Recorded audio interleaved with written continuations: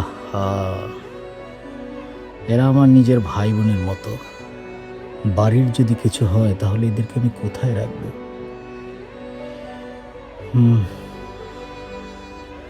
আমি এদের মুখের দিকে তাকাতে পারবো না। এরকম নিষ্পাপ ছেলে মেয়েরা, আহা, সত্যি এই বাড়িটা আমি রাখতে পারবো না। হে আল্লাহ, রক্ষা করো। হ্যাঁ হ্যাঁ, একটা অযাচিত ঝামেলায় পড়ে গেলাম রে কাউসার। বুঝতে পারি নাই ব্যাপারটা এরকম হবে। আচ্ছা আচ্ছা। না না, ভেবেছিলাম যে সহজেই হয়তো সলভ হবে, হচ্ছে না, তাই তোকে নক করলাম আর কি।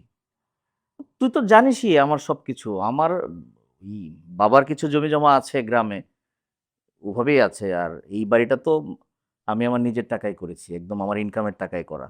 শরিক কেউ? না, আমার ওরকম কেউ নাই যে এটার অংশ চাইতে পারে। আচ্ছা, আমি দেখছি। হ্যাঁ হ্যাঁ, একটু দেখ না কিছু করা যায় কিনা। তুই পেপারস গুলো পাঠা। আচ্ছা ঠিক আছে, আমি পাঠিয়ে দিচ্ছি। আমি সব পেপারস, ওই অ্যাডভোকেটের নাম, ঠিকানা সবই পাঠাচ্ছি আমি তোকে। ঠিক আছে, টেনশন করিস না। আচ্ছা আচ্ছা, থ্যাংক ইউ বন্ধু, থ্যাংক ইউ। একটু দেখ। হ্যাঁ, আচ্ছা। ওকে, আল্লাহ হাফিজ।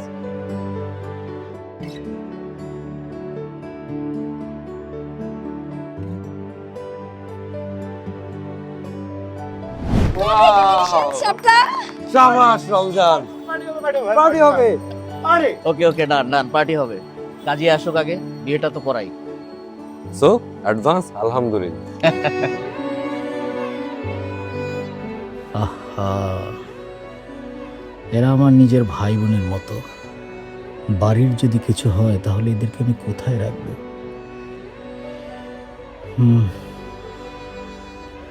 আমি এদের মুখের দিকে তাকাতে পারবো না। এরকম নিষ্পাপ ছেলে মেয়েরা, আহা, সত্যি এই বাড়িটা আমি রাখতে পারবো না।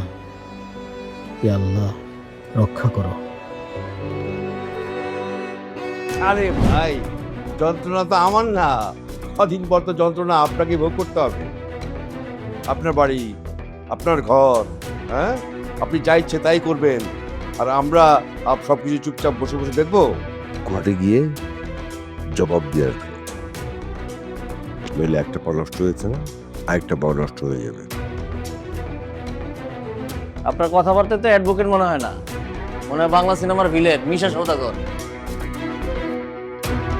ফালতু।